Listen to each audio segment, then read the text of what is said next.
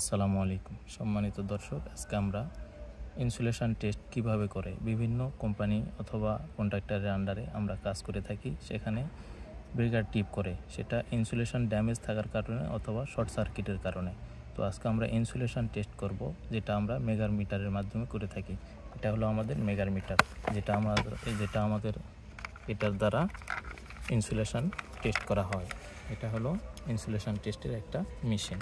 এটা আমাদের black ওয়্যারটা face হিসাবে এখানে নির্ধারণ করা হয়েছে। এখানে আমাদের ব্লু ওয়্যারটা নিউট্রাল হিসাবে নির্ধারণ করা হয়েছে। মিটারটাকে আমরা অন করলাম, এই অন করে 5000 ভোল্ট সর্বনিম্ন এখানে আমরা নির্ধারণ করলাম। আমরা এখন সেফটি লকটাকে ওপেন করলাম।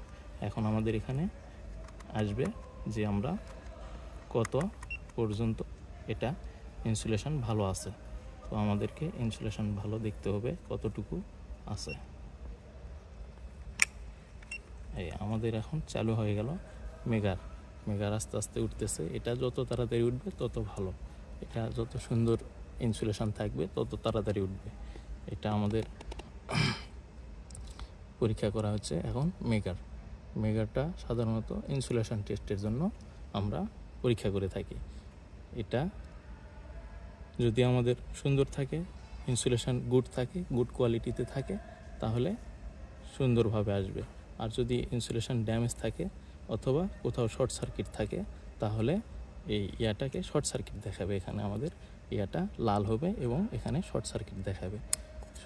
তো আজকে আমরা যে কোয়ালিটিটা টেস্ট করতেছি, এটা সুন্দর কোয়ালিটিতে আছে, এজন্য আমরা অনেক ভোল্টেজই পাইছি।